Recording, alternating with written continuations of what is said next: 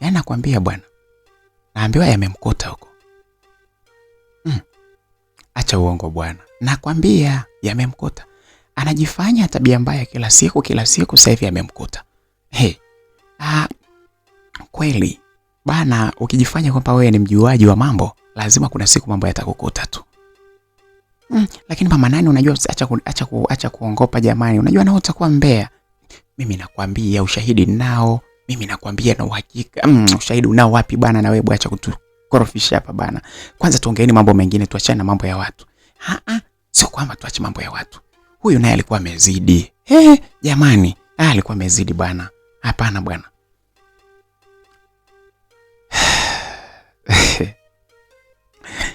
Ni mambo ya Uswahilini bwana. Mpendwa msikilizaji, karibu sana katika channel yetu hii ya makala simulizi. Na hivyo ndivyo ambavyo simulizi yetu inavyoanza. Hapa bwana ni makala simulizi. Ninaye kuletea simulizi hii ni mimi BHB, mwanafamilia mwenzenu, rafiki wa karibu wa makala simulizi. Kama wewe ni mgeni katika channel yetu hii, basi bonyeza neno ambalo limeandikwa subscribe, liko chini ya video hii. Mkono wako wa kulia hapo libonyeze ili kusudi uweze kuwa mwanafamilia na kupata simulizi hii mwanzo hadi mwisho, lakini pia uweze kupata simulizi mbali tutakazokuwekea hewani. Bwana, karibu sana katika sehemu hii ya simulizi yetu mpya kabisa.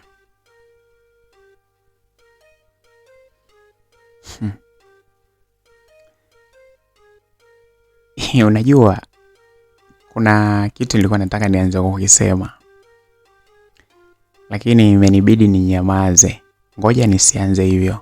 Ngoja nizungumze tu moja kwa moja. Najua kila mtu atapata kitu. Najua bana, tunapokuwa tunaishi, wanasema kila siku ndivyo unajifunza kitu. Maisha yetu sisi tunaokaa Uswahilini, tunajifunza sisi mambo ya Uswahilini. Yaani dunia kila siku inakufundisha kitu. Unajua mimi mahali nilipokuwa nakaa ilikuwa sio Uswahilini kivile. Of course ni Uswahilini, lakini sio zile nyumba zimejibana bana sana. Kidogo kuna umbali kutoka nyumba moja ukuta nyingine ukikuta kama hivyo yani. Lakini ni Uswahilini. Sasa bana, mimi unajua mimi nilivyokuwa nimelelewa nyumbani kwetu, mama alikuwa ananilinda sana. Mama alikuwa ananilinda sana, yani kwenye mafunzo tu yale ya kidini, mama alikuwa anayasimamia. Sio kwamba pengine sikuwa na dhambi, pengine utundu bwana upo. Mimi kama mtoto wa kike siwezi kuacha mambo yetu yale, lakini kiukweli kwenye ile misingi mikubwa sana ya kuwa na tabia nzuri, mama alikuwa amenisimamia vizuri sana, kiasi kwamba nilijikuta kwamba automatic nakuwa na nidhamu. Sasa mimi nilikuwa na shoga yangu mmoja. Sasa shoga yangu mara kwa mara alikuwa akija pale kwetu, ananiita, Shufaa, namwambia ananiambia bana Shufaa, leo nisindikize sehemu fulani hivi na hivi. Haya. Wakati mwingine, wakati akiniambia vile, mama alikuwa ananiambia tu, kila nikitaka kuondoka mama ananiambia, wewe una uhakika kwamba huko alipokuambia muende ndipo mahali ambapo mnaenda? Naambia mama yangu ndio. Sasa jamani, rafiki yangu huyu Sauda atanipeleka wapi kwingine? Mama mara kwa mara alikuwa ni kama hakubaliani na jinsi ambavyo Sauda alikuwa anakuja pale akisema kwamba nimsindikize mahali. Siku zilikuwa zinaenda mara kwa mara, mama alikuwa anapenda kama niko karibu na rafiki yangu Sauda, basi tukae pale nyumbani. Kama ni story, michezo yote tufanyie pale nyumbani, lakini mama alikuwa hapendi sana anaposikia kwamba mimi niko na Sauda. Mwanzoni nilikuwa sielewi sana ni kwa nini. Lakini nilikuwa najiuliza sana, hivi kwa nini mama hataki mimi niwe karibu na Sauda? Yaani kama akisikia mimi naondoka tu na Sauda, tayari anabadilika hadi sura. Na akijua kwamba kuna hiyo mission ya kuondoka kwenda mahali, mama alikuwa anapenda hata tafute kazi yoyote haraka ile anipe, ili mradi anibane pale nyumbani. Sasa bana, tukaenda hivyo. Siku zikaenda, mimi na rafiki yangu Sauda hapo wote sisi bana, ndo kipindi hicho ndo kwanza tunavunja ungo. Ndo yani sio kwamba ndo tunaanza, lakini tumeshavunja ungo, ila bado utoto mwingi bado. Utoto ni mwingi bado. Sasa tulikuwa tunatamba pale mtaani. Yaani ukipita hivi, wanaume, kila mwanaume anakuhitaji. mimi Sauda, mara hapana, wengine wanasema mimi Shufaa ndo kila kitu. Na kwa sababu tulikuwa tunajua jinsi ya kuvaa. Najua nikilivaa hilo dela nikilishikilia jamani. Wewe acha. Na Mungu kanijalia huko nyuma mashallah, kifuani pametuna vizuri. Sura Mungu hajaninyima, amenibariki. Basi tulikuwa tunasumbua kweli pale mtaani.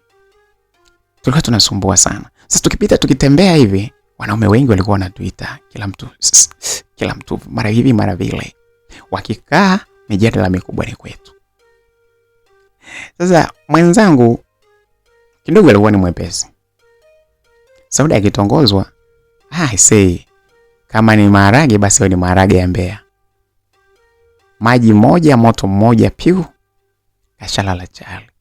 Lakini sasa na yeye pamoja na kukubali, lakini alikuwa anajua sana kuwazungusha wanaume.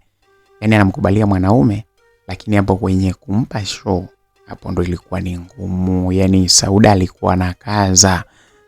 Na watu wengi sasa pale walikuwa wanajua kwamba Sauda anatoka na wanaume wengi sana.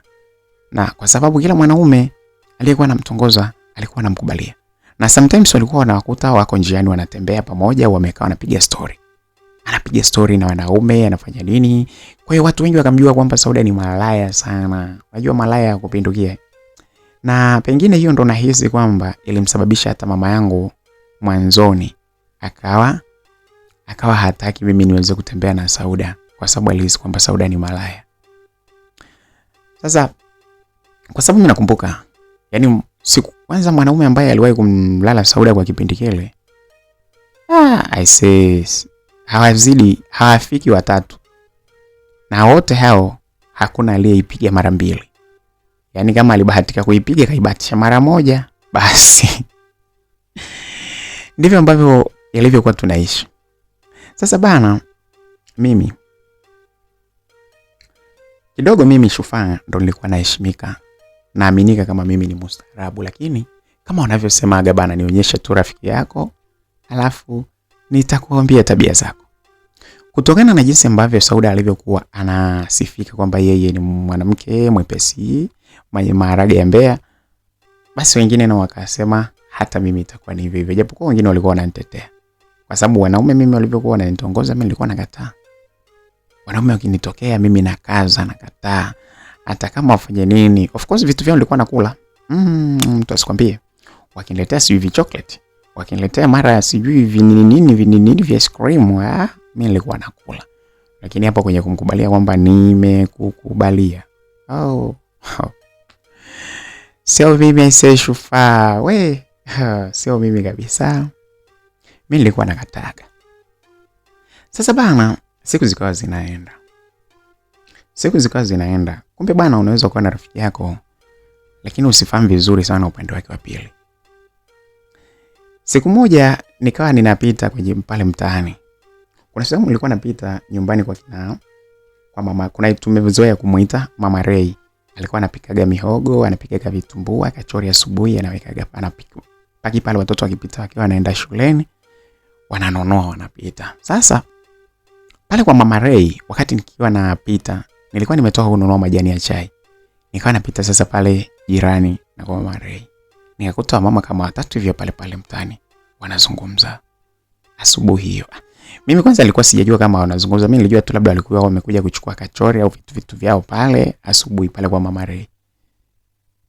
Lakini nilishangaa nilivyosogea karibu pale, nikashangaa akiongeza userious kunitazama.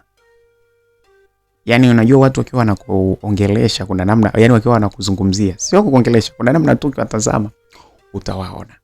Wakasema yule pale. Hebu ngoja kwanza lakini. Sasa mimi nikawasalimia juu. Jamani, za saizi, huku nikiwa natembea kuelekea nyumbani. Hebu kwanza njoo hapa. Usitusalimie tu za saizi afu unapita. Njoo hapa, una kesi hapa. Nyie nikaanza kuogopa, nikasema, Mungu wangu, kesi gani hiyo tena? Haya. Karudi zangu kwe mpaka pale. Nikamwambia, mama shikamooni. Mmoja akaitikia marahaba, huyo mwingine akabaki ameniangalia akasema, hebu kabla ya shikamoo, hebu tuambieni kwanza, tunaomba utujibu hapa. nguo za Mama Ray imepeleka wapi?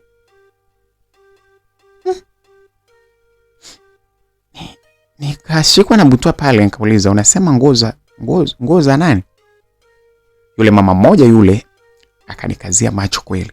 Akaniambia, wewe tena usijifanye tu kwamba unataka uanze kukataa.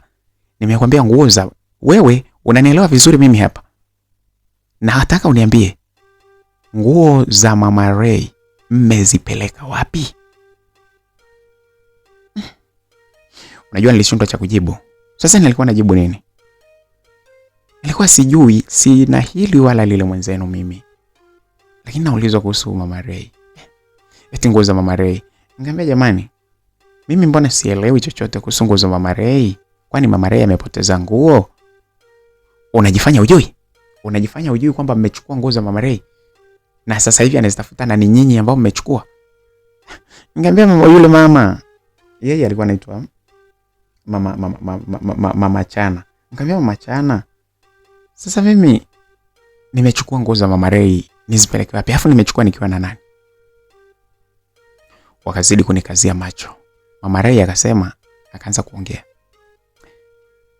Nisikilize nikwambie, uwe unahusika au husiki, lakini lazima kwa namna moja au nyingine hili jambo litakukosti hata wewe. Kwa sababu huyo rafiki yako huyo, mnajifanya sana kwamba mmekuwa na kila kitu kizuri mnataka mtumie, alafu maisha hamna. Huyo rafiki yako huyo atanikoma na hizo nguo atazirudisha zote.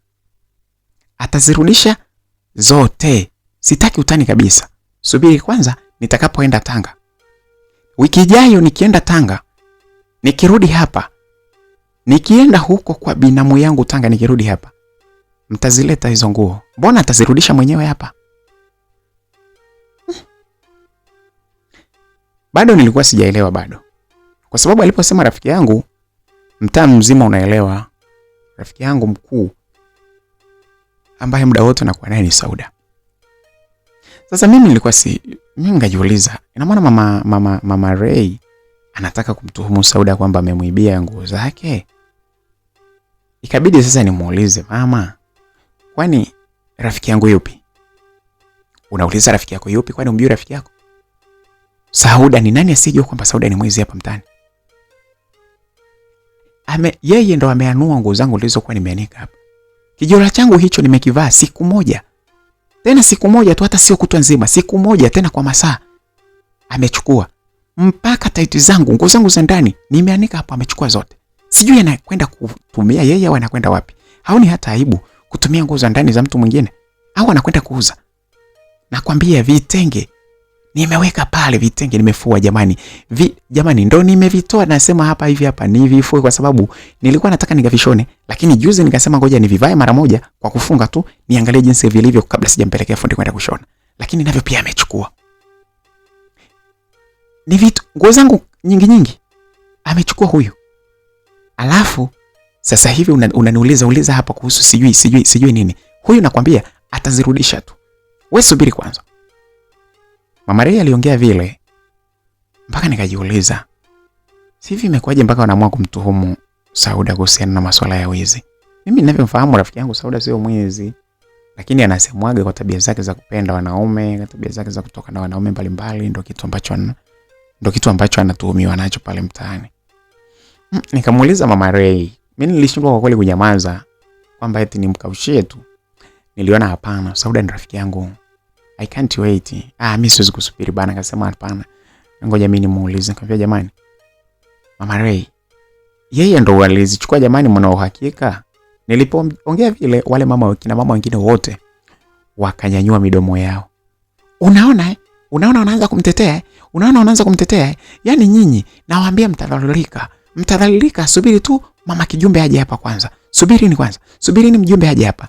Ngoja wewe usiondoke hapa. Na huyo mwenzako aje hapa. Mtasema mmezipeleka wapi? Mtasema mmepeleka wapi hizo nguo? Wale kina mama wakaanza kuningakia pale. Nikamwambia jamani, mimi mbona simtetei? Nimeuliza, mna uhakika kwamba ni yeye kachukua? Unatuuliza sisi ina maana sisi tungeongea kitu ambacho hatukijui? Sasa wewe subiri kwanza mjumbe aje. Kijumbe akisha kuja hapa, akae hapa ndipo utakapoelewa. Nyinyi wote tunawakamata, wote tunawafungia ndani. Wewe subiri kwanza. Nakwambia makelele yakawa mengi sana pale. Yananishuti, yani yananilongelea mimi tu. Unajua hadi nataka kupigwa makofi pale. Nikasema Yohani makubwa. Nikamwambia basi mama zangu. Basi bana, kubali. Yaishe. Mimi kikubwa sijahusika kuchukua hizo nguo. Na nyinyi mmesema ngoja subiri kijumbe aje. Labda mtakuwa mna ushahidi akiwa anachukua. Lakini kwa mimi sijui. Hujui? Ngoja kwanza. Msikilizaji, kelele ziliendelea pale, lakini mama mmoja alikuwa ameshachomoka pale na kwenda kwa mjumbe kumuita. Mjumbe alikuja pale, akaanza kuzungumza. Akasema kwanza akaanza kupigia makelele, yeye akasema basi ngoja tuwaite. Sio tuwaite, mmoja huyo hapa asitoke, asirudi hapa, asiondoke hapa kwanza. Ngambia jamani, mimi nimeagizwa majani. Nyumbani mama anasubiria. Hata hapa nimekuja kwa sababu wewe, majani kitu gani bwana? Yaani wewe muibe nguo za mtu, alafu baada ya hapo uanze kusingizia sijui ninapeleka majani nyumbani. Kwani kutokunywa chai ni nini? Mbona mwenzako nguo zake mmemziiba na sasa hivi hazivai? Nilinywea pale, nikamwambia tu jamani, naombeni basi mmoja ampelekee mama yangu majani haya ili mimi nibaki hapa. Lakini mama yangu asikae akiwa anasubiri tu. Leta. Mama mmoja pale akachukua, akakimbia, akawa nyumbani, akaenda kukabidhi majani afu yakarudi. Hakumwambia mama mambo mengi. Zaidi ya majani, sui nini, sui mimi nimepita wapi, alidanganya, anajua mwenyewe alivyodanganya, hatimaye akarudi pale. Kelele zikawa zinazungumzwa pale. Sasa kidogo wakati tuko pale, anayesubiriwa aliletwa pale ni nani? Sauda, rafiki yangu.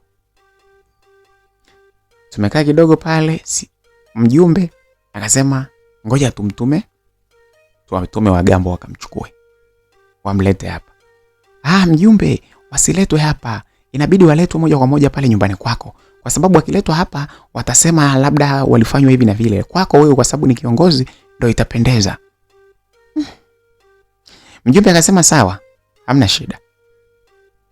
Basi mimi nikaambiwa ninyanyuke pale, sababu nilikuwa nimekalishwa chini hapo. Nikanyanyuka, nikaongozana na wao mpaka pale nyumbani kwa mjumbe. Ni hapo jirani. Nikaambiwa kaa chini. Nakwambia wale kina mama pale wamejifanya wao ndio migambo bwana. Akakaa pale, nikakaa pale. Kuna wamama pale walikuwa wanafanyaga kazi za ugambo. Wamama wawili hivi. Ndio akaambiwa nendeni mkamlete Sauda. Basi wakatoka pale, wakaenda huko dakika ngapi hizo? Sijui nusu saa, sijui dakika 45, wakamkamata wakamleta. Leta pale, wakaanza kumuuliza maswali Kwanza, kwa nini uliiba nguo za mama Ray? Yaani akaanza kukataa. Sauda akasema mimi sijawahi kuiba nguo za mama Ray. Wakaanza kumpiga pale. Akaanza kumpiga kofi. Mwingine kofi, piga teke pale. Anambia sema, nguo za mama Ray umepeleka wapi? Miro yangu iliniuma sana nilivyoona jinsi ambavyo rafiki yangu Sauda alivyokuwa anapigwa pale. Nilikasirika, nilitamani kunyanyuka pale na kuanza kuangata pale. Lakini sikuwa na uwezo. Nikasema basi ngoja nitulie.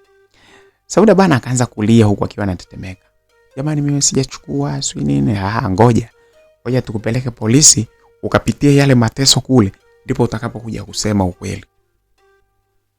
Hapana jamani, msinipeleke. Ndio useme ukweli, nguo zile umepeleka wapi?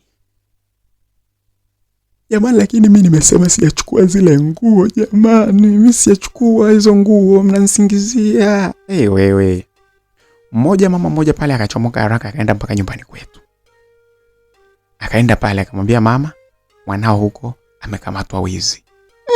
Mama yangu akauliza mwizi? Akaambia ndio amekamatwa mwizi, wako chini ya ulinzi. Wewe, saa ngapi? Na nimemtuma majani ya chai hapa na ndo yameletwa hapa nyumbani. Kwa hiyo alienda kuiba huko. Na kwambia wako kwa mjumbe sasa hivi, wamewekwa chini ya ulinzi, yeye na mwenzake Sauda. Wameiba vitu vya watu huko. Msikilizaji, mamangu alipoambiwa vile, yeye akatoka wangu. Huyo wakaja mpaka pale kwa mjumbe. Ukija kwa mjumbe, mimi nimekalishwa chini. Nimekaa zangu chini pale sasa, huku watu wakiwa wamenizunguka. Sauda naye yuko pale. Mama akaja pale moja kwa moja. Mjumbe, hebu niambieni shida ni nini? Shida ni nini? Hebu tulia kwanza sasa na wewe. Usiniambie nitulie. Niambie shida ni nini? Huyu wa mwanangu shida ni nini? Huyu mtoto wangu nauliza. Unaniambiaje ninyamaze? Basi pale mjumbe akaona isiwe shida, akaanza kusema, unajua mama Shufaa, mwanao huyu bwana, hii ni kesi imeletwa kwangu. Kuna nguo zimepotea hapa mtaani. Na hizo nguo ni za Mama Ray. Huyo hapo. Sasa kilichotokea ni kwamba wana madai kwamba aliyeziiba ni Sauda. Sauda ndiye aliyeziiba. Lakini sasa huyu ni rafiki yake wa karibu na Sauda hataki kusema ukweli. Umeona? Kwa hivyo ndio nimewaita hapa ili niweze kuwahoji. Haya, mbona huyu analia? Hakuna, huyu ni anapoulizwa hapa ndo anajikuta analia, lakini hakuna chochote zaidi ya kwamba tunawauliza ili waweze kutuambia, kwa sababu mimi likinishinda moja kwa moja nitalipeleka polisi. Haya, hebu ngoja mjumbe umesema kwamba Sauda ndiye anahusika. Haya, mwanangu hapa inahusikaje na yeye kumkalisha hapa chini na kumzunguka hivi kumzodoa na maneno yenu hapa? Shida ni nini? Yeye anahusikaje kama Sauda ndo aliyekamatwa na jambo hilo? Unajua kitu kilichotokea hapa ni kwamba wanasema kwamba hawa ni marafiki. Kwa hivyo kuna uwezekano mkubwa huyu Shufaa akawa anafahamu kinachoendelea kuhusiana na rafiki yake Sauda. Hebu bana acheni sasa si wakakae. Sasa kwa nini mnamtesa mtoto wangu amekaa hapo sasa? Mnyanyueni sasa waongee wakiwa wamekwani hawawezi kuongea wakiwa wamekaa kwenye kiti. Ndio mwazunguka hivi kama amewashika na vitu kwa kama ni wezi. Hebu wewe Mama Shufaa, hebu kuwa mtulivu. Kumbuka uko kwenye uongozi hapa.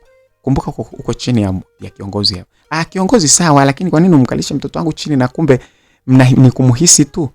Sio kwamba mna ukweli wowote ambao mna ushahidi wowote. Hebu mnyanyueni bwana mtoto wangu bwana huko. Hebu tuacheni bwana, mjanisaidia kwenda leba bwana. Msikilizaji, mamangu sasa pale akaanza kuleta kelele pale. Wale wamama wengine wakaanza kung'aka. Umezaa toto jizi, alafu unaanza kulitetea, sijui nini, na ndio maana linazidi kuwa jizi kwa sababu wewe unalitetea. Mamangu pale alikasirika. Akamgeukia yule mama aliyekuwa anasema vile. Akamshika kifuani na kumsukuma. Mwizi, simesema kwamba mnahisi. Sasa amekwaje mwizi mwanangu? Mamangu pale akaanza kuraisi. Wakaanza kushikana pale na watu wakaanza kuachanisha. Huku na kule. Sasa nilipoona vile, mimi nilinyanyuka. Nilipokuta tu mama anaanza kugombana, mimi ilibidi ninyanyuke pale bila kuambiwa ati sijui kifungo kimeisha au nini. Mimi nikanyanyuka. Shwa. Nikasema, siwezi kukaa tena. Sasa watu concentration kubwa ikawa imehamia kule kwa mama na watu ambao wanaogomba nao wale kina mama pale. Sababu walivyokuwa wanazidi kuongea pale ndio watu walivyokuwa wanajazana pale. Story huku na kule. Watu huku na kule. Mwisho baada ya ule ugomvi wa mama kutulia, mimi sasa nikaambiwa utapaswa uendelee kutoa ushahidi, ukaa pembeni hapo. Mimi nikakaa muda huo sasa, sikukaa chini, nikakaa kwenye kiti ambacho kilichokuwa pale. Sauda yeye akaambiwa endelee kukaa pale kwa sababu yeye anafahamika ni mwizi, kuna watu walimuona wakati anaanua japokuwa anakataa na kadhalika. Sasa bana dakika zikaenda. Sauda akakataa tu kwamba hajaiba zile nguo. Akakataa kabisa. Japokuwa kuna watu walisema walimuona wakati anaanua na mfuko aliokuwa nao akaziweka akapita nazo. Mjumbe akasema kwamba hilo jambo limekuwa kubwa. Kwa hivyo inabidi ili kukomesha tabia ile pale mtaani, akasema kwamba inabidi afanye nini? Wapigie polisi waje waweze kunichukua au wanichukue mimi wanipeleke kule. Akasema lakini ngoja aanze na kupigia polisi. Kweli bwana, akawapigia polisi. wakaja pale. Yaani polisi kabla wakawa wakasema kwamba wanakuja. Wao polisi ndio wakasema wanakuja. Huko na kule kama dakika 5 zilipoisha hivi, ile simu ya polisi ikapigwa tena. Polisi wakasema wakawa wanamuuliza mjumbe, kwani hapo hamna askari wa jamii hapo? Askari jamii hakuna hapo? Mjumbe akasema wapo. Akasema hebu tunaomba mumkabidhi huyo mhalifu, mwakabidhi hawa migambo, alafu watuletee huku. Alafu mambo mengine yataendelea, lakini awe chini yetu huku. Sasa pale wale kina mama pale wakaona dili hili linaendelea. Wale ambao waliokuwa wameenda kumkamata, kumleta yeye Sauda. Sasa wakajua ni kumtoa pale na kumpeleka hadi mjini kati, mahali ambapo kipo kituo cha polisi, na kutoka kule pembeni kwetu. Basi mjumbe pale akaanza kusema, akitikia akasema sawa, watu wakawa wamekubaliana. Msikilizaji, ilivyo baada ya pale sasa ikawa kumeanza kuletwa kanga ile afungu kwenye mikono. Wasema huyu ni mwizi, hawezi kubakizwa kwenye pikipiki alafu akiwa bado yuko huru hivi, lazima tumfunge kidogo. Mama yangu akaingiwa na huruma kwa sababu alikuwa anamfahamu sana Sauda, ni rafiki yangu. Akasema jamani, huyu mtu hawezi kukimbia, mpakieni kwenye pikipiki, mwekeni katikati, safirini naye, hamna sababu yoyote ya kumfunga pale na nini. Mtamuumiza, huyu ni mtoto hapa mtaani, atakimbia ataenda wapi? Ya nini kumtesa? Nendeni naye. Sasa Sauda akaona kabisa kwamba pale sasa mipango ilishapangwa. Wale kina mama akasema sawa. Pikipiki ikapigiwa, ikaja pale, Sauda akaanza kupakiwa. Alipoambiwa panda, wale migambo ndo wanamwambia, akapanda pale akasema lakini kwa nini mnanichukua mimi mwenyewe tu? Anaambia kwani nani mwingine ambaye mlikuwa mnafanya naye huo wizi? Akasema nilikuwa na Shufaa. Unajua nilichoka. Akaambia Shufaa yupi? Huyo hapo. Msikilizaji, sikuamini kama kweli Sauda alikuwa ananitaja mimi kwamba mimi nilikuwa nahusika eti kwenye swala zima la wizi wa nguo za zilizokuwa zimeanikwa za nguo za Mama Ray. Jamani, mimi pale ngashangaa, ngambia wewe ulikuwa na mimi wapi? Nilikuwa na wewe wapi? Anasema ndio, tulikuwa wote. Bana pale sasa mama yangu akabaki akawa anashangaa. Anasema wewe Shufaa, unanitia aibu mbele za watu hivi? Uliiba nguo za watu kapeleka wapi? Na ndio maana mimi mara nyingi sitaki kabisa wewe karibu na huyo mtoto. Wewe Sauda, kwa hiyo mlikuwa mmeenda kuiba wewe na huyu hapa. Mmepeleka wapi nguo za watu? Lakini mtajibu huko mbele ya safari. Sasa mama alivyosikia vile kwamba mimi nahusika, hakutaka hata kunibembeleza. Akasema chukweni huyu, sijafundisha wizi nyumbani kwangu. Chukweni na huyu, bebeni. Sasa mama alivyosema vile, wale watu wote ambao walikuwa wako pale wakashabikia sasa kwa nguvu, wakawa wamepewa nguvu na mama kwamba mimi niweze kupelekwa lock up. Jamani, naiona lock up kwa mara ya kwanza na sijawahi kuiba hata pipi jamani. Basi bana pale pikipiki nyingine ikaletwa, nikapandishwa na mimi, wakaambiwa waende taratibu mdogo. Afande mmoja akawa amekaa na mimi kwenye pikipiki moja, afande mwingine akawa amekaa na Sauda kwenye pikipiki nyingine. Mwendo huo hapo jamani, mpaka tukaenda kwenye kituo kidogo cha polisi ambacho kiko pale mjini, lakini kidogo sio kule Central. Tukaenda bwana.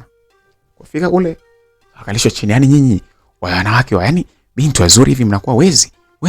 Polisi pale wa kike pale wakaanza kutuvamia pale, piga makonzi kichwani, makofi nini, tukakalishwa chini pale. Tukaanza kuulizwa pale, hawajatumia hata dakika ngapi, sukuma ndani, tukasukuma bwana mpaka kwenye lock up hiyo hapo, tukawekwa wote wawili pale. Tuko pale ndani. Nika mimi sasa nalia. Mwenzangu alia wala nini. Mimi nalia kwa sababu kinachoniuma ni jinsi ambavyo nimefanywa vitu ambavyo nimeletwa pale kitu ambacho mimi sijawahi kufanya. Sijawahi kufikiri kabisa kwamba mimi ningeweza kuwa mwizi. Sasa nikiwa nalia zangu machozi yananitoka, Sauda akawa ananitazama na ananiambia, shoga yangu, pole, usilie. Nikawa mimi siwezi kuongea, namwangalia tu. Akaniambia usilie bwana, ukilia unaniumiza na mimi. Usilie bwana. Nikawa nalia, mimi hata siwezi kuongea hapo, machozi yananibubujika vibaya mno.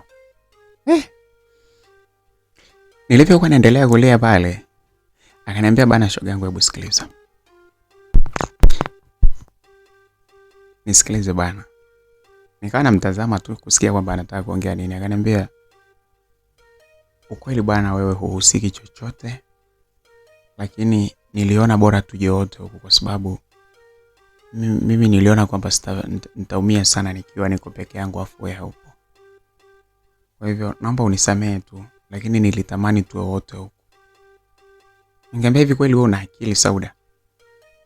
Kwa hiyo wewe ulifanya mambo yako huko sijui, alafu unataka eti tuwe wote kweli? Bana, shoga yangu, mimi nilipitiwa tu, lakini niliogopa kukaa mimi mwenyewe huko. Nilijua tutawekwa lock up afu nikae mwenyewe, ndio maana nikaona nikutaje ili tuwe wote. Unajua alinikasirisha, nilitamani kumzabua makofi pale. Nilitamani kumpiga makofi pale ndani, lakini sasa ndio hivyo. Hata ukimpiga ndio tushaletwa pale. Nikanyamaza tu. Tumewekwa lock up moja mimi na yeye. Sasa akaja yule sister, yule afande wa kike yule, alikuwa anaitwa Vicky, akaja pale. Wewe, akaanza kutuhoji pale. Nikamwambia bana, mimi sijui chochote sina. Yaani sijui chochote, sina hizo nguo, sijui chochote kabisa. Sasa Sauda akasema, bana afande, huyu hapa huyu atakuwa hajui, ila mimi nimemtaja tu ili aweze kuwa na mimi huku kwa sababu nilikuwa naogopa kukaa mwenyewe. Sauda mwenyewe akasema vile kwa mdomo wake. Afande yule akasema, hapana, nyinyi kuna namna mmepanga kutoroshana, mwanze kuteteana hapa ndani. Hatuwezi kukubali. Bana, tukaanza kupelekewa kichapo. Makofi, fimbo, mateke. Yule afande wa kike yule pale alikuwa anapiga yule wewe. Yaani tulivyomuona, yani tulijua kwamba anakuwa wa kike, lakini alikuwa kibonge fulani hivi, lakini anapiga rungu hizo wewe. Tulichezea, pigwa pale, pigwa sana, tulikuwa tunalia pale. Pigwa kama dakika 15 20 hivi za kipigo kikali hicho. Heavy, yani heavy, kipigo heavy. Tukawa tunalia sasa pale vibaya mno. Kidogo tukasikia afande mmoja akiwa akija pale akaita, Afande Vicky. Afande Vicky. Afande Vicky. Abei.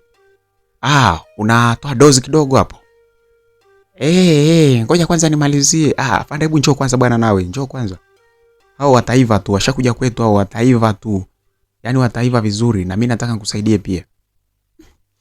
Tukasema, Mungu wangu, ina maana huyu jambo naye mkaka naye anataka aje tena, huyu polisi naye aje kutupiga. Basi alikamwita Afande Vicky pale. Afande Vicky akatoka akatuacha pale, akaenda huku kwa nje. Baada ya dakika kadhaa wakarudi watu wawili.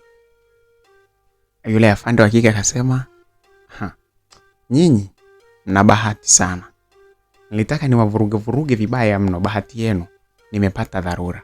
Sasa endeleeni kupigwa. Yaani huyu atakayewapiga hapa, siamini kama atawapiga kama ambavyo nilivyokuwa nataka.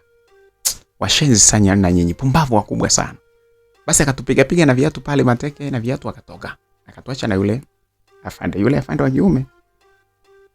Kiutaratibu tu alikuwa haruhusiwi kukaa na sisi. Yaani kutupa adhabu yeye kwa sababu yeye ni wa kiume afu tuko lock up. Kiutaratibu tu alikuwa haruhusiwi, lakini kama unavyojua bwana, mambo huwa yanafanywa sio kwa sababu yanaruhusiwa au vipi. Yule afande tuliona pale alikuwa anaitwa Afande J Kopa. Yaani hata nani yake alikuwa J Kopa. Sasa Afande Kopa akaangalia pale, akawa anatutazama sana. Afande Vicky akawa ametoka, ameondoka. Tuko pale ndani sisi na Afande Kopa tu. Afande Kopa hakuanza kutupiga. Akavuta kiti, akakaa, alafu akatutazama pale chini mahali tulipokaa, akaanza kutuuliza, hivi nyinyi wanawake wazuri kiasi hiki mnawezaje kuwa na tabia mbaya kama hizo?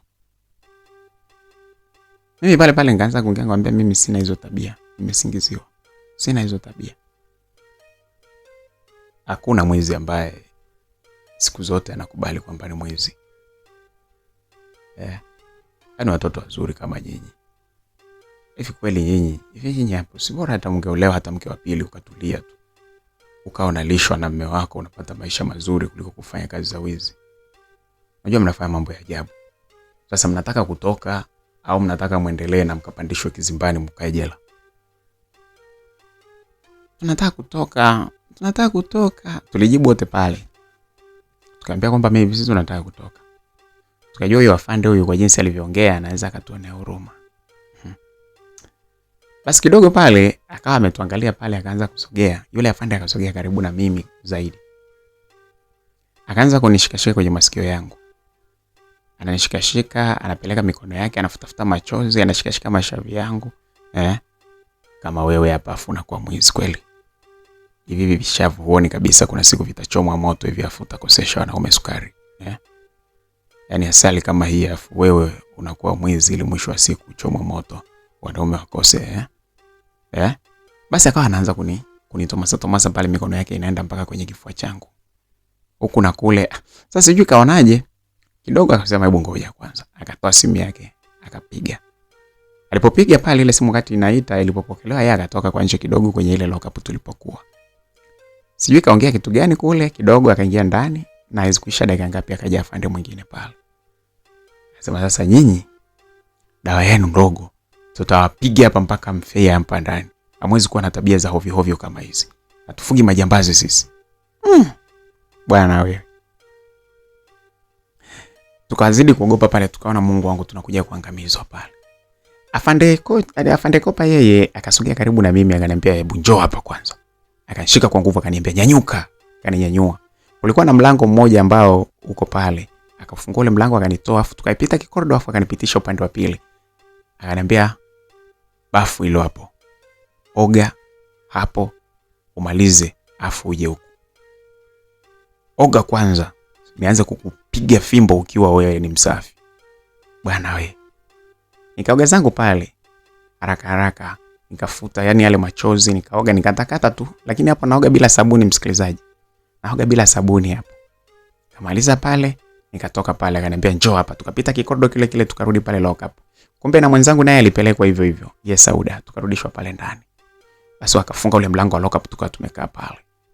Kaanza kuongea pale. Sasa yule afande mwingine alokuja akawa yuko na Sauda. Afande Kopa akawa yuko na mimi. Bwana we. Akaniambia kaa hapo. Nikakaa pale chini tena. Yeye akakaa kwenye kile kiti. Akaendelea na tabia zake zile zile. Akawa ananitomasa sana. Mara apeleke mikono yake mpaka kwenye kifua changu, mara apeleke kwenye tumbo langu, mara anashikashika masikio yangu, ananiambia mbona wewe ni mzuri sana. Hivi kweli Shufaa wewe unakubalije kuwa mwizi? Mimi sio mwizi bana, wamenisingizia. Sasa tutaaminije kwa kama wamekusingizia? Hebu cheki ulivyo na pua nzuri alafu. Mbona unakuwa hivi sasa? Mimi sijawa hivyo bana, mimi sio mwizi. Hebu toka hapo chini kwanza. Njoo ukae hapa. Alininyanyua pale na nikaenda nikawa nimemkalia. Nimekaa pale sasa akaniambia kaa hapa. Mungu wangu ngajua mambo yamebadilika. Nilikuwa nasikiaga tu kwamba kituo cha polisi kuna mambo mengi. Kuna watu wanabakwa. Sasa leo imenifika. Yamenifika na mimi. Basi pale akaanza kunishika na kuanza kunitomasa, mara ananitekenya mara nini. Sasa vipi pale natoka, unajua nilikuwa na hofu zangu. Nikawa kama sisikii kabisa kinachoendelea. Lakini sasa kadiri alivyokuwa anafanya kitaalamu kabisa, nilijikuta sasa na mimi nikianza kusisimka.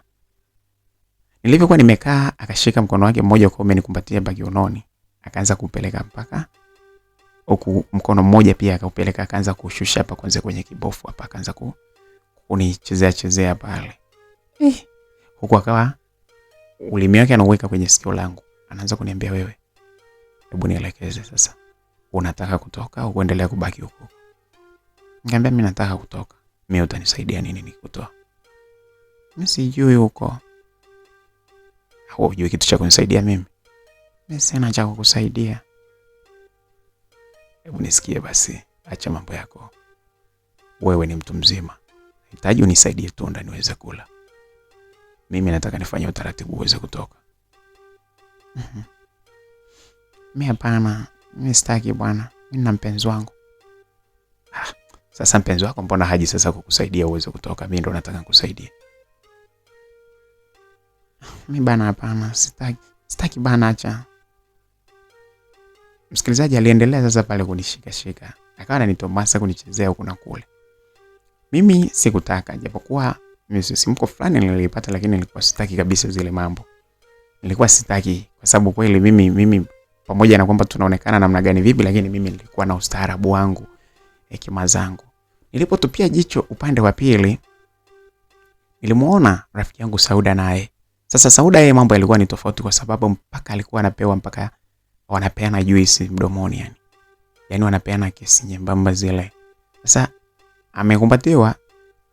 Upande wa Sauda yeye bwana, sijui ni wepesi wake au ni nini. Alikuwa amewekwa katikati hapa. Amekaa. Kidogo naona michezo inavyoendelea, yule afande nikamuona kabisa akiwa anashusha ile uniform yake.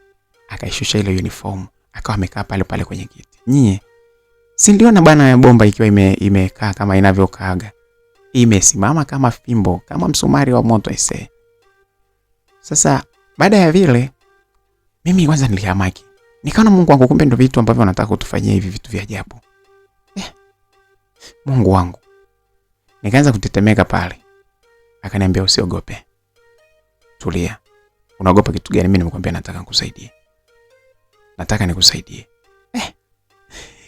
Mimi macho yangu yote muda huo yako kule kwa Sauda. Kitendo ambacho naona kinakwenda kufanyika. Amepigwa nani za mdomoni pale. Alafu msumari umetolewa, umesimama dedi. Akavutwa pale, akaambiwa sasa anapaswa akalie msumari ile umuumize. Akasogezwa hivi, akawekwa pale ile akalie msumari ile umuumize. We. Sasa akawa sitaki nataka ile, unajua sitaki nataka. Hata nguo yake ile haijaondolewa, lakini najua tu walikuwa wanategemea kumwacha na ile gauni alovaa, lakini wasogeze kufuli pembeni ili wacheze michezo yao. Nilikuwa nishaona tu ile style, ngajua hicho kinachofuata hapa ni huyu aje akalie, ni kusogeza kufuli pembeni, alafu aje akalie msumari ili umuumize, umchome. Sasa wakawa wanaendelea pale. Sasa sijui Sauda naye alikuwa amepata misisimko. Akawa sasa anajikuta anapeleka mikono yake mpaka kwenye kifua cha yule afande. Anachezea kwenye kifua cha afande. Mara mbeleke mabegani, afande naye huku akiendelea kupeleka mikono yake na kugusa maeneo mbalimbali ya mwili wa Sauda. Mimi muda wote huo nilikuwa natazama. Mpaka ngajiuliza ina maana Sauda yeye amesahau kwamba sisi hapa tuko lock up. Anajua kwamba ndo kilichotuleta hapa au? Angasema kweli. Kumbe mwanamke bwana. Kwa maana tunaambiwa kwamba sisi tumeumbwa na mambo mengi sana. Yaani tumeumbwa tukiwa delicate sana. Wakawa wanaendelea kufanya vile. Afande wangu, afande Kopa ambaye alikuwa sasa muda huo yeye bado amenikamata. Yeye alikuwa hajafika hizo step kubwa hizo mpaka za kutoa mlingoti ili kusimamisha bendera. Yeye ni kama alikuwa hajafika huko. Lakini mitomaso hiyo na mambo mengine alikuwa ananifanyia kwa sana. Lakini mimi nilikuwa siko willing kabisa. Wakati wanaendelea kufanya vile huku na kule, nimeona Sauda kule amevibe. Amepata stimu vibaya mno. Mimi huku naendelea kukataza kwa sababu naona kinachofuata hapa. Huyo afande nilikuwa nashajua. Afande Kopa alichokuwa anataka ni alikuwa anataka nimalize kabisa mpaka mimi mwenyewe nianze kuingiza mikono na kutafuta fimbo mahali ilipo. Si unajua tena katika hizi mambo mwanamke yeyote akishasumbuliwa vizuri, akachezeshwa danadana za kila aina, akifika step kubwa kabisa yeye mwenyewe ndo kwanza anaanza kutafuta fimbo mahali ilipo ili ajichape mwenyewe, yani anaitafuta fimbo mahali ilipo. Sasa nilishamstukia yule afande alichokuwa anataka. Alitaka nipandishe maruhani mpaka nifike mwisho. Alafu mimi ndo niingize mkono kutoa fimbo ili iweze kunichapa. Nitoe msumari wa moto ili niweze kukalia. Sasa nilipogundua hilo, nilisema pa lazima nijiweke mbali. Haiwezekani mimi niweze kufanywa vitendo kama hivi nikiwa niko kituo cha polisi. Nikawa na kaza mimi sasa. Mwenzangu kule yeye alikuwa hakazi. Alafu afande wake yeye alikuwa ameshafika step kubwa kiasi kwamba alishaweka sasa msumari hapo yeye mwenyewe kwamba bwana kuchomwa ni wewe tu. Sasa wakati tunaendelea kushangaa vile, kidogo nikasikia afande ambaye alikuja huku loka hapo akawa anaita. Wewe, afande Kopa. Afande Kopa. "Je, Kopa." Akawa anamuita yule afande ambaye alikuwa na mimi pale. "Naam." "Haya. Hao watu hamjamaliza kupiga hao watu fimbo?" Sauti ndipo isikia, niligundua kwamba ni ya afande Viki. Hawa hapa, ngoja kwanza tuwape mahojiano hawa, tumalize hapa, wanaweza wakatoa ukweli wote hawa. Watasema tu walipoziweka. Alijibu kirahisi vile. Hapo akiniambia kwamba mimi nirudi nikae chini. Pale nilikaa chini. Na yule afande mwingine kule aliposikia vile, na yeye alirudisha fimbo yake kwa ndani haraka sana. Ile fimbo ambayo tayari alikuwa ameitoa kwa ajili ya kumchapa Sauda, alirudisha fimbo yake ndani. Kwa hiyo akapandisha gwanda lake vizuri, akawa ametulia, japokuwa gwanda bado lilikuwa linanyanyuliwa na ile fimbo jinsi ambavyo ilivyokuwa inafurukuta kwa ndani. Na yeye akamwambia Sauda hawezi kukaa chini. Sauda akakaa zake pale chini, akatulia. Kidogo kama yule afande basi akapita, afande nani yule afande Viki. Alipopita kama dakika ngapi hazijaisha, simu ya afande Kopa, Kopa pale ikaita. Akaipokea. Walikuwa wanaitwa, ilikuwa ni wito, wote wawili wanaitwa kwa mkuu wao kule. Ilibidi watoke haraka pale, wakaenda kule. Hiyo ikawa ni pona yetu. Bwana, tukakaa pale ndani, tunatazamana sasa, mimi pamoja na Sauda. Nikamuuliza Sauda, sasa mambo gani haya? Sauda akaniambia, bwana, ndo kama hivyo bwana. Nikamwambia, sasa kwani lakini umenileta kwenye mambo kama haya? Maeneo yenyewe yako hivi. Hebu fikiri hapa tunataka kulalua kwa lazima. Kitu ambacho hujapenda lakini watu wanataka kufanyia vitendo kama hivyo kweli?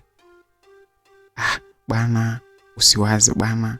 Haya mambo ndo yashakuwa hivyo bwana, lakini naomba wewe unisamehe kwa sababu wewe huhusiki huku. Mimi ndo nahusika, lakini nimekuleta na wewe. Nikamwambia sasa tunafanyaje ili tuweze kutoka?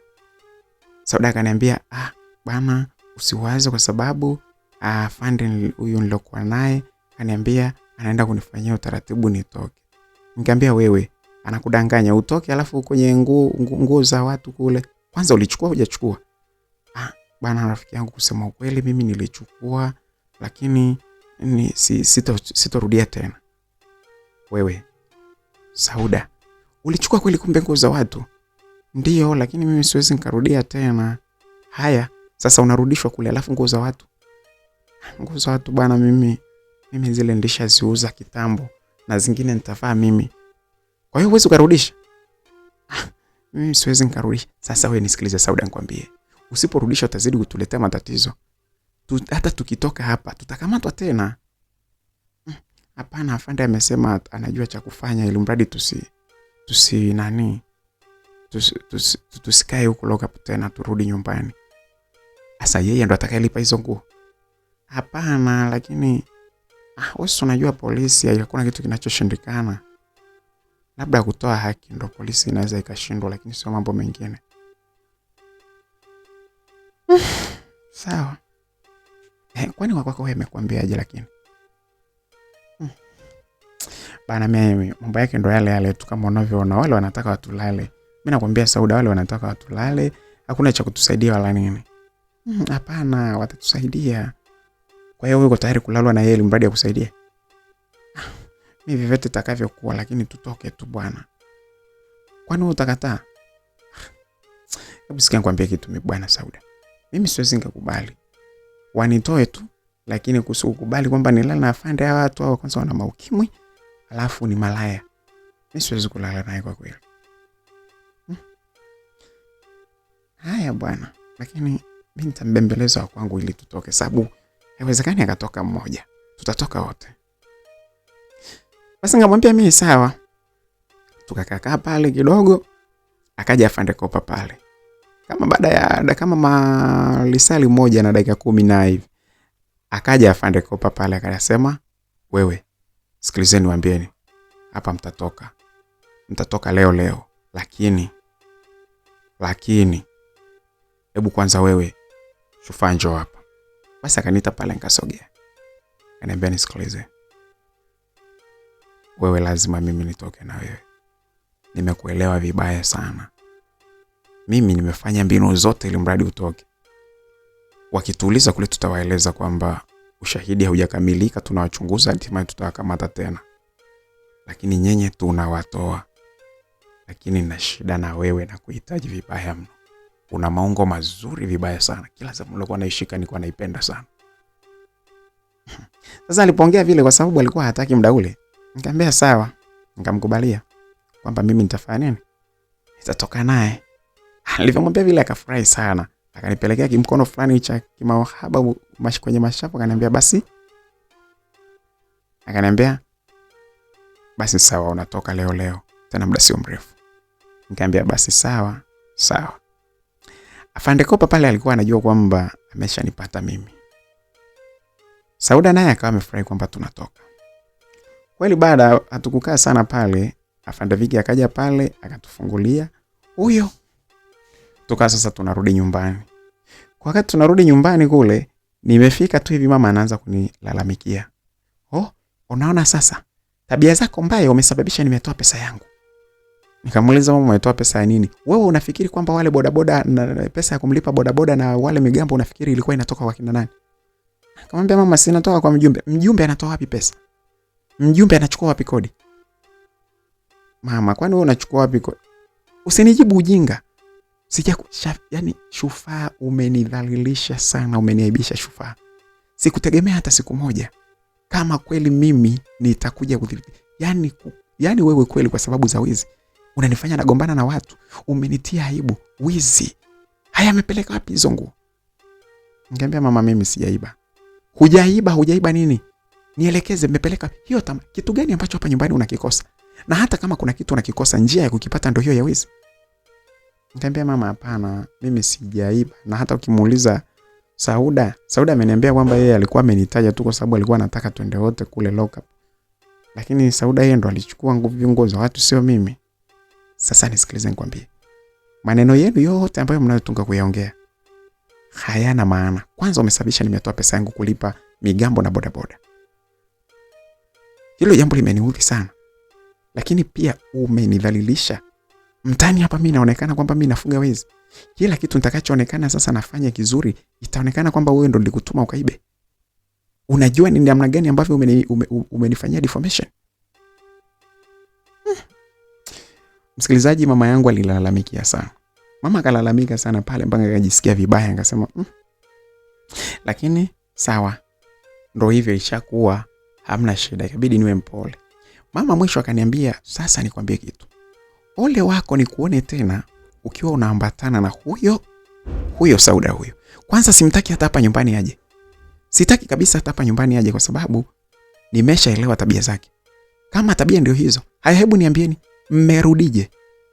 Vitu vya watu mmesharudisha. Nguo za watu mmerudisha. Ngambia mama, sasa mimi nitarudisha nini na kati sijachukua? Atajua mwenyewe Sauda huko. Lakini mimi ninachojua tumetoka. Nyie. Msikilizaji, hapakuwa na amani. Mama alianza kunikasirikia na siku zilivyokuwa zinaenda akaendelea kuniambia kwamba sipaswi kabisa kuendelea kuwa karibu na Sauda. Lakini ni mimi kutokana kwamba Sauda mimi nilikuwa nampenda. Ni rafiki yangu, tunaelewana na nini, nikasema hata kama mama atakataa, lakini mimi siwezi kuwa mbali na Sauda moja kwa moja. Kwa hiyo tulikuwa tunakuwa marafiki tukiwa kwa kujificha. Lakini yani Sauda pale nyumbani hafiki. Na mimi kwa siendi. Lakini tukiwa na shughuli zetu hapa na pale tunaambizana huyo tunaenda. Sauda bana, sifa ziliendelea kusambaa kuhusiana na wizi. Na kweli Sauda alikuwa ni mwizi. Alikuwa hakuti hata ni boxer za watu wameanika, yeye anachukua. Akikuta hata ni mpunga watu sio wameanika pale au vyombo au nini, yeye anaiba. Anaiba anachukua. Sasa ile sifa ikampatia jina pale.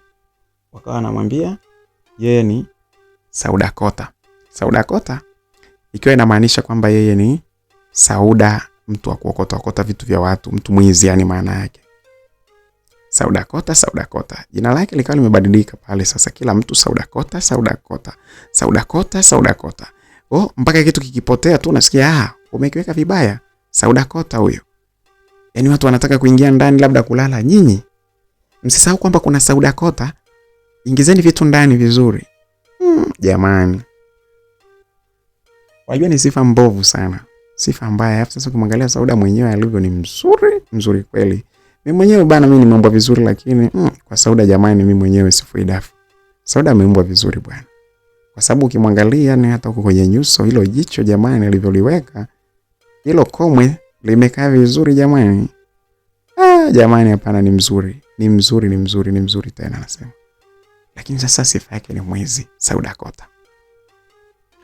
Basi sasa tukakaa kama muda mrefu kidogo hivi, sijai kukutana na yule afande kwa sababu pia tulikuwa tuna mawasiliano. Sasa siku moja nilikuwa niko sokoni, nikashangaa mtu ambaye ananigusa papa.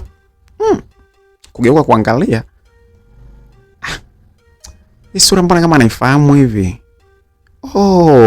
Nikakumbuka kwa sababu alikuwa hajavaa uniform, nikakumbuka kwamba huyu ni nani? Huyu ndio yule afande alikuwa anataka kunifanya kule kituoni, ndo huyu. Akawa ameniangalia kwa tabasamu. Mdau amekula pamba, amependeza hapo, hajavaa nguo za polisi. Kavaa akapendeza. Bonge la tozi, uweze amini kama ni polisi mla rushwa ese. Akaniambia, "Mambo." Nikamwambia, "Poa." Hebu sogea pembeni hapa kwanza. Basi akanishika mkono pale, akanivuta pembeni kidogo, pale sokoni, sehemu ambapo kulikuwa hamna watu wengi sana. Akawa amenitazama kwa makini, akaniambia, "Vipi?" Nikamwambia, "Poa." "Kwa hiyo umeona unitoroke mazima, umekuwa mjanja sana eti?" "Hapana, sasa mimi sikuwa na namba yako, ningefanyaje?" "Na kituo changu cha kazi ukijui?" "Sasa kwa hiyo mimi nitoke nije kituoni wewe kweli ili mimi nije nikifungiwa ndani? Nikija nasemaje?" "Huwezi kusema unamtafuta afande Kopa." "Hapana bwana.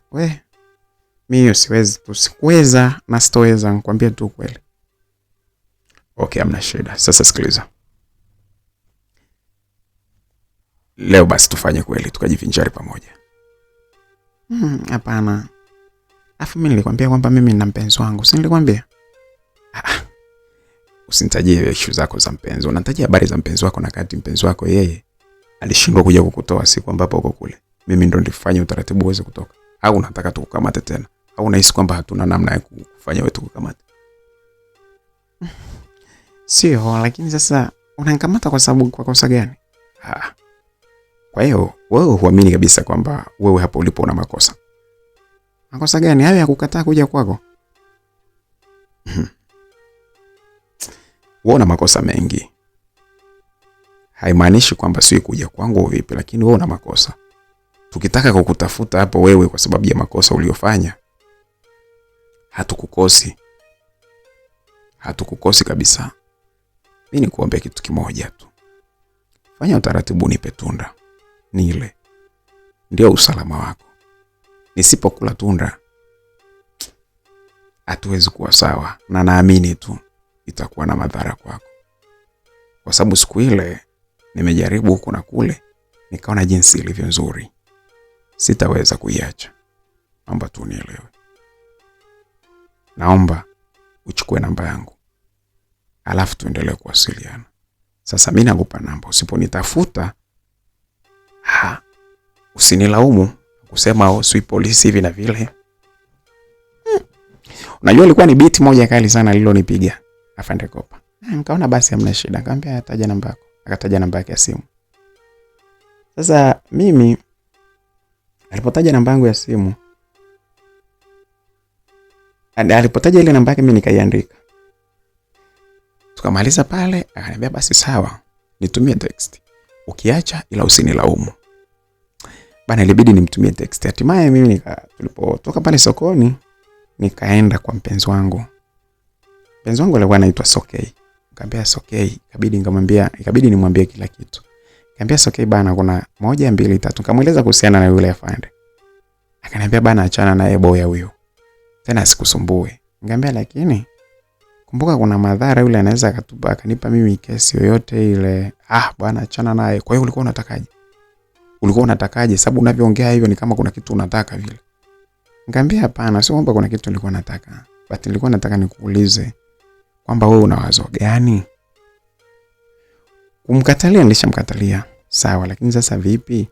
Baada ya kumkatalia nini kiendelee sasa? Kumbuka anaweza akatupa kesi yoyote. Yaani akanipa mimi kesi, nitafanyaje? Ndio hapo nilipokuwa nataka unisaidie.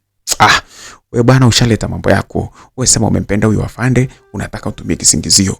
Sui nini? Ya, hebu niondokee bwana hapa. Kama una nini nenda kafanye naye bwana. Nenda kafanye naye afu usinijue tena. Msikilizaji, Sokei alikasirika sana mpenzi wangu. Aliona kama mimi nahitaji nikalale na afande Kopa, lakini namzuga tu kumwambia yeye. Lakini nilikuwa nafikiri kwamba rafiki yangu yule mpenzi wangu anaweza kanisaidia ya mawazo gani ili kumnyima yule afande, lakini pia kwa salama, kwa sababu usalama nao ni muhimu. Sio kumnyima tu alafu baada ya hapo usalama hakuna. Basi nikakuta Sokei amepanic. Ananiambia toka hapa. Toka kabisa. Huwezi amini, Sokei akanifukuza kwake. Nilitoka pale nikiwa mnyonge sana, nikasema Mungu wangu sasa hapa nafanyaje? Inabidi kitumbua kikaliwe sasa, inakuaje? Mimi nitaweza kweli kuwa na mikesi mikiki hapa mwisho wa siku niweke hata na madai ya kulevya niambiwe nimekamatwa. Sokei mwenyewe ndo huyo hapa ameshindwa hata kunishauri kitu, ananipanikia. Bana potelea mbali. Basi yule afande akawa anaendelea kunitumia message. Anitumia message. Mimi huku naumia na waza sasa, ananisisitiza, ananiambia bwana upange tarehe mwenyewe, upange siku mwenyewe. Kama sivyo tusilaumiane. Msikilizaji, nilikuwa kwenye wakati mgumu. Sasa siku zinavyoenda, Sokei ameninunia hanipi. Kwa hiyo nikiwa nataka kuchapwa fimbo, hanichapi. Alafu yule afande ndo ananisumbua. Kila siku anataka nichape fimbo. Kila siku ananisumbua, anataka nichape fimbo. Yes, mnajua jinsi ambavyo ukiwa na shida ya kuchapa fimbo, jinsi ambavyo mwili unavyokuwa joto sana. Unakuwa na uhitaji mkubwa sana, unataka uchapwe fimbo, alafu mwanaume ambaye unategemea kwamba kuchape fimbo anakuwa yuko busy. Au ndo kama hivyo, ni kama mmetengana hivi, kwa hiyo hamna uwezekano wa kupigwa fimbo na yeye. Nilikuwa kwenye wakati mgumu. Kwa hiyo akili yangu sasa ikaanza kuwaza, inabidi nikampe afande. Nikawa nawaza ikabidi nikampe nani? Nikampe afande Kopa. Je, Kopa ndo inabidi nikampe ili aichape, kwa sababu sasa huyu naye mpenda hayuko tayari kuchapa. Sikuwa kwenye hali nzuri kwa kweli. Ge plus nye zilikuwa zinanisumbua sana.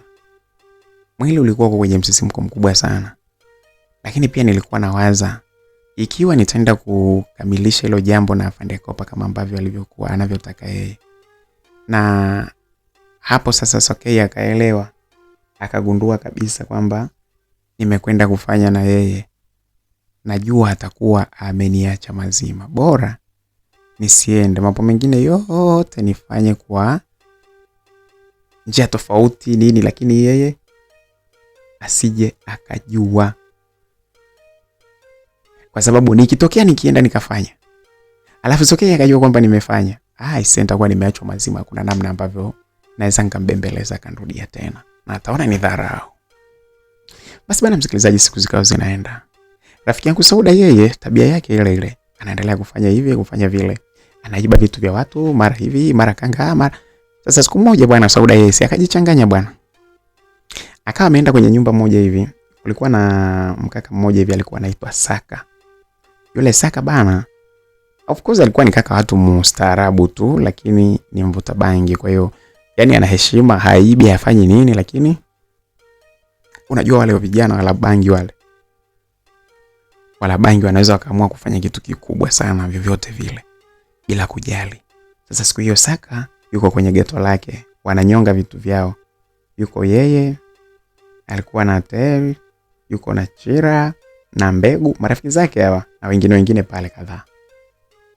Sasa rafiki yangu Sauda akawa amepita, kumbe walikuwa wamemtegea mtego bwana. Wameacha jinsi zao pale, wamefua vinchunga vyao, nini viatu wameweka wamepaki pale nje ili vikauke. Alafu sasa ile sehemu kuna kama kifensi fulani hivi cha sio cha tofali, ni kifensi fulani hivi cha nyaya lakini kifupi.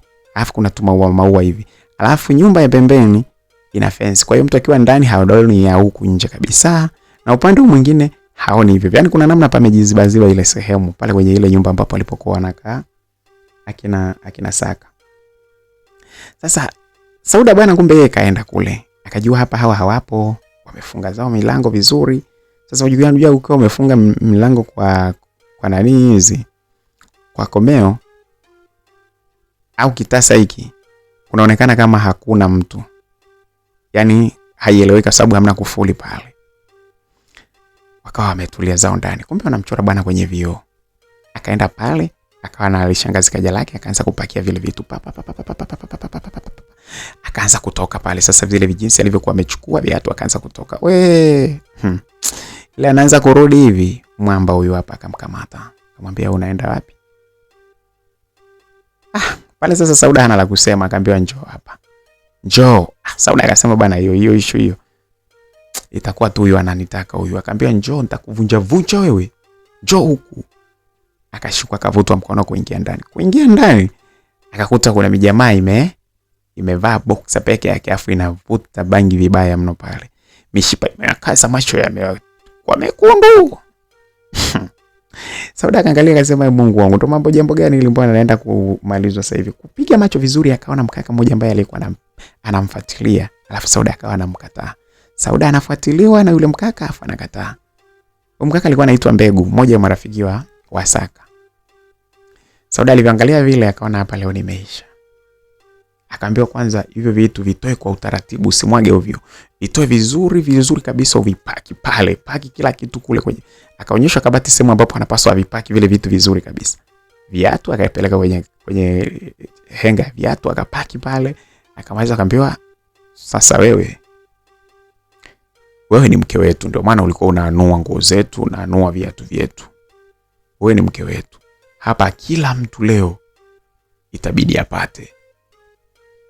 Sasa Mbegu aliposikia vile akamwambia washikaji, wewe washikaji hebu tulieni. Huyu hapa mimi nimemtafuta siku nyingi. Awe demu wangu. Sasa kwa sababu leo amekuja, naomba tuwe na imani, mniachie huyu nimalizane naye, wengine msifanye. Niacheni mimi niishi naye, huyu ashanzungusha sana huyu. Wengine wakasema hebu acha ujinga bwana. Yaani wewe upate afu sisi tukae tunakuangalia tu. Si nini? Kwa hiyo basi kukaa na malumbano pale. Malumbano, wanaume wanagombania pale, kila mtu anataka kula mtu. Sasa Sauda pale hofu ikawa imezidi kumtanda, lakini akajua hapa sina namna, akaanza kulia. Ile aonee huruma, anaambiwa ni ukilia ndo unazidi kuwa mzuri. Bwana we. Wanaume wale bale wakaanza kutupia sasa nguo zote, yani vile viboxa wakaviweka pembeni. Wakaanza sasa kumsogelea mwanadada Sauda. Sauda alifanywa unyanyasaji mkubwa sana. Alifanywa unyanyasaji mkubwa sana kwa sababu walikuwa wanamuingilia kwa nguvu sana. Sauda akajifanya kwamba yeye ni mbabe, anacheza, anafanya hivi na vile, lakini mwisho wa siku akajikuta mpaka anazimia. Wanaume wote walikuwa pale 5 wote wakawa wanamuingilia kwa nguvu sana. Sauda alilia mpaka mwisho. Maeneo yaliumizwa tena. Mwisho wa siku wakamchukua, wakamtoa usiku kama saa 1-2 hivi, wakamtoa akamweka nje ya barabara. Karibu na barabara hivi wakamwacha. Watu walikuwa wanapita pale ndipo wakamuona. Amezimia, yuko hoi, hajitambui. Akachukuliwa akapelekwa hospitalini haraka sana. Haya, baadaye alizinduka, anazindukia hospitalini. Kurudishwa nyumbani. Mpaka mama yake anashangaa kilichomkuta, sio nini. Ulikuwa wapi? Sasa Sauda mwanzoni alikuwa amesahau, lakini kadiri dakika zilivyoenda akaendelea kukumbuka kwamba alikuwa yuko chumbani kwa kina Saka wakiwa wanamfanya vitendo vya ovu. Sauda aliingia aibu sana. Aliona sasa ile jambo hapa mimi nitalisemaje? Nitafanya nini? Sauda akakaa siku ya kwanza, siku ya pili. Sasa wale wanaume wakaanza kutoa zile siri kidogo kidogo. Kama baada ya wiki 2 lile jambo ni kama likawa limepenya kwa baadhi ya watu. Sauda hatoki ndani. Yaani ameshapona lakini pale hatoki ndani, anaona aibu vibaya mno. Anaogopa kwa sababu ashasikia kwamba mtaa kuna watu wameanza kujua hilo jambo. Kwamba yeye alifanywa kitendo kibaya baada ya kukamatwa akiwa anaiba. Watu wa pale mtaani wakaanza, wengine waliokuwa wanamifahamu ile issue wakasema bwana, sana anajifanya mwizi sana. Tabia yake imemzidi. Unaambiwa amekamatwa na kina Saka kule, naambiwa wanaume wamemfanya, na sio wamemfanya tu, wamemfanya njia zote. Kubwa na ndogo wamemfanya pote. Yuko, yani nakwambia anaona aibu. Wewe ushai kumuona? Kweli sijai, lakini nyinyi waongo bwana. Basi watu wengi wakawa wanalombana maneno ya hapa na pale kuhusiana na Sauda. Ile taarifa mimi nilikuwa nimeisikia. Lakini kwa mara ya kwanza siku zile za mwanzo nilipoenda kumtazama Sauda, hakunieleza huo ukweli. Sasa siku zilivyoenda, Sauda akaniambia mimi bana, natamani hata nijiue tu. Najisikia vibaya sana. Nikamwambia kwa nini? Basi ndipo Sauda akanieleza hilo jambo. Akaniambia mwanzo mwisho jinsi kilivyotokea. Alikuwa ananyonyeshwa koni, kwa lazima ananyonya koni. Anafanya hivi na vile. Anasema alinyanyaswa vibaya mno. Anaona aibu sasa hivi hata akitembea anaona ni aibu kutembea njiani. Akawa ananiuliza vipi lakini wewe afande wako? Nikamwambia bana, afande wangu mimi naendelea kumchomolea hivyo na kataa, sitaki kabisa hata nizoe. Na wewe ndio umesababishia matatizo kwa kunipeleka kule kituoni. Sauda akaniambia bana, naomba unisamehe. Mimi nimeshakanywa sana kwa hizo tabia za wizi. Lakini imeshindikana kabisa, nimejikuta mimi ni mwizi kila siku. Sasa amenikuta kunikuta. Hapa nilipo marinda sina. Yani rafiki yangu mimi natamani kujiua tu, mimi niondoke kwenye hii dunia. Sio ni sababu ya kuendelea kuwepo hapa. Msikilizaji, nilianza sasa kumpa counseling, bembeleza sana. Nikaona sasa inashindikana, sometimes anataka kujiua kweli. Nikamuita mamake nikamueleza, akaniambia basi ngoja tuangalie namna aondoke hapa kwanza, aende mjini akatulie kwa mdogo wangu, angalau akitulia huko hawamfahamu, akili yake itakuja kukaa vizuri. Basi tukawa tumekaa pale tukamcancel. Sasa tukampa counseling mimi pamoja na mama yake, ongea sana. Baadaye kama wiki 3 hivi ndipo zingine, yani wiki 3 mbele tena ndipo akaanza kukubali. Muda mwingine hapo ilikuwa ni unakaa naye muda wote mpaka akienda chooni unaogopa sija kajinyonga kajulia huko. Basi tukakaa pale, akaanza kukubali, akasema basi poa, mimi ngoja niende mjini nikatulie huko, nitarudi. Lakini maneno yote ambayo mlioniambia mimi nimeyasikia, najutia sana tabia yangu. Na naendelea kukuomba msamaha sana rafiki yangu Shufaa. Maana kweli kama ningekusikia tu ulivyokuwa unanikanya kuhusu wizi, haya yote asingenikuta. Lakini nikakusababishia matatizo mpaka wewe na mama yako, naomba unisamehe sana. Bana Sauda akaniomba sana msamaha, mimi nikamwambia nimekusamehe shoga yangu. Basi siku 2 baadaye rafiki yangu Sauda akaenda zake mjini.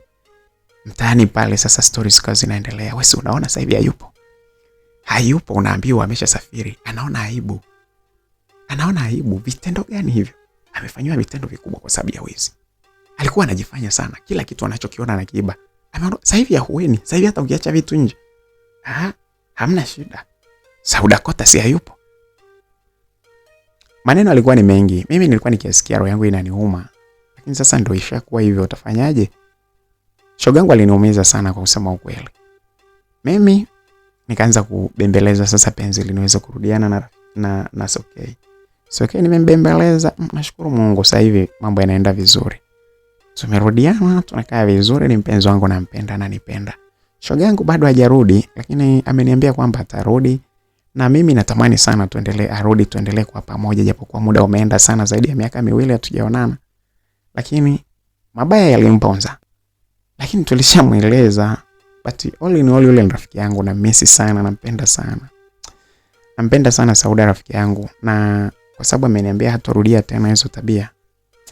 Ukweli natamani arudi tuendelee kwa pamoja. Sokei wangu ananipenda, lakini japokuwa hana imani sana, anasema kwamba mimi na yule afande kuna siku tutakutana, pengine nitampa, lakini nimemhakikishia kwamba siwezi kumpa afande. Mimi nampa yeye tu ndo hii ni ya kwake. Andazi, kitumbua, anakula yeye mwenyewe. Mimi bana naitwa Shufaa Daudi. Shufaa Daudi ndo jina langu, nawapenda sana. Hadi wakati mwingine, bye bye.